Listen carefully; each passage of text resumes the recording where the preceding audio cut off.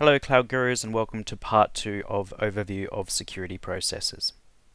Okay, we'll just talk about instance isolation. This can come up, so different instances running on the same physical machine are isolated from each other via the Xen hypervisor. Do remember that AWS do use Xen. They do not use Hyper-V or VMware. It is all Xen based. In addition, the AWS firewall resides within the hypervisor layer between the physical network interface and the instance's virtual interface.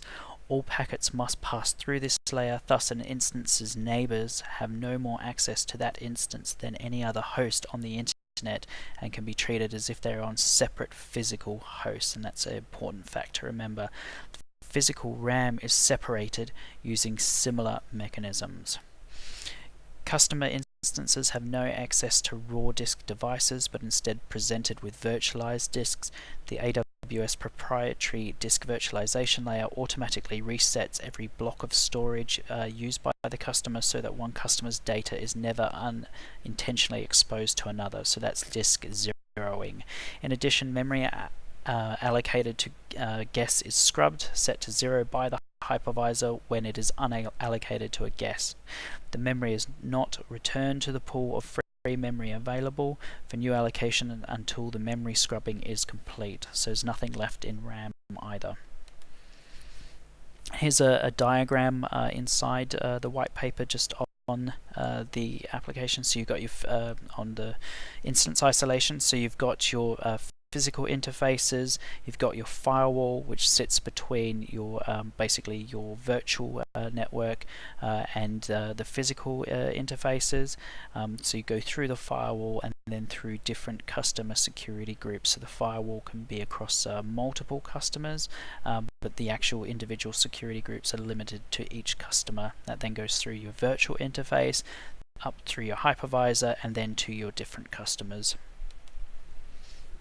Other considerations to keep in mind is that guest operating system virtual instances are completely controlled by you, the customer.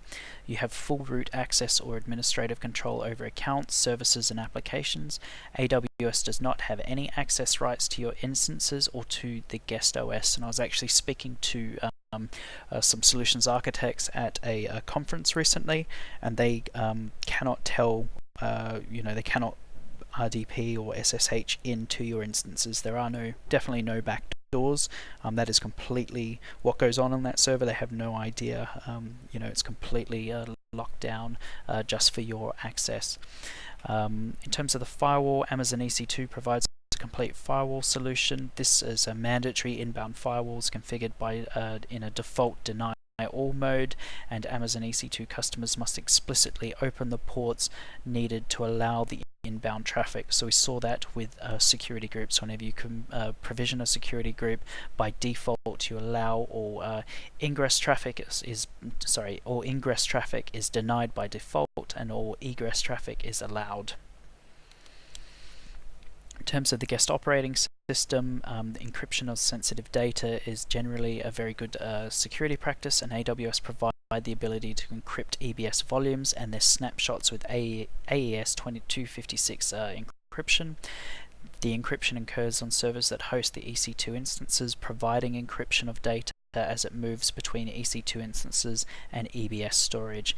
In order to be able to do this efficiently and with low latency, the EBS encryption feature is only available on EC2's more powerful instances types, e.g. the M3, C3, R3, G2. So that's why we haven't seen it in this course, simply because we have been using the free tier, but it's just important to remember that you can definitely encrypt your EBS volumes, and that it's AES 256.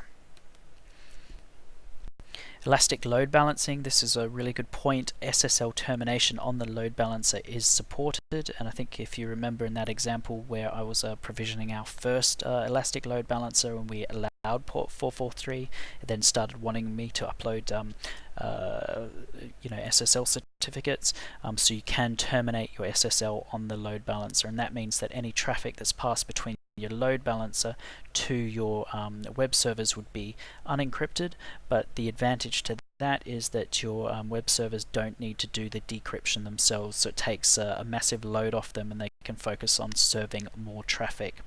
ELBs allow you to identify the originating IP address of a client connecting to your servers, whether using HTTPS or TCP load balancing. And that's actually a really good point. Other places where I've worked, sometimes that doesn't pass the IP address information through to the web servers. So when you're running your logs and you're doing things like Google Analytics, you can't actually see where any of the traffic is coming from.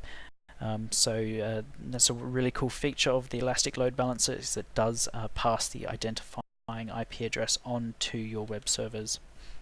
I'm going to talk about Direct Connect. You can bypass internet service providers in your network path, so you can procure rack space within the facility housing the AWS Direct Connect location and deploy your equipment nearby. So this would be for things like dedicated circuits. Maybe you want to put in a 100 meg bearer line or 1 gig circuit, or you could also put in MPLS routes. Once deployed, you can connect this equipment to AWS Direct Connect using a cross connect. They use industry standard 802.1q VLANs. These are dedicated connection, can be partitioned into multiple virtual interfaces. This allows you to use the same connection to access public resources such as objects stored in Amazon S3 using public IP address spaces, and private resources such as Amazon EC2 instances running within an Amazon VPC using private IP space, while maintaining network separation between the public and private environments. So if you've got an MPLS router in, or you've got your own dedicated circuits in, it will connect into a cross connect into your VPC, and you can basically extend the IP address range of your office. So you could have the same IP address range as what you've got in your office inside your VPC, and you would be able to talk to those instances without having to go over the internet. It would go directly via MPLS or via a dedicated circuit.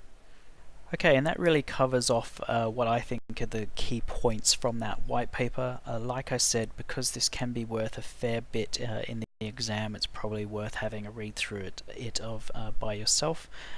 If you do see something in your exam that's not covered by this lecture, please let me know, and of course I'll update the lecture to include that.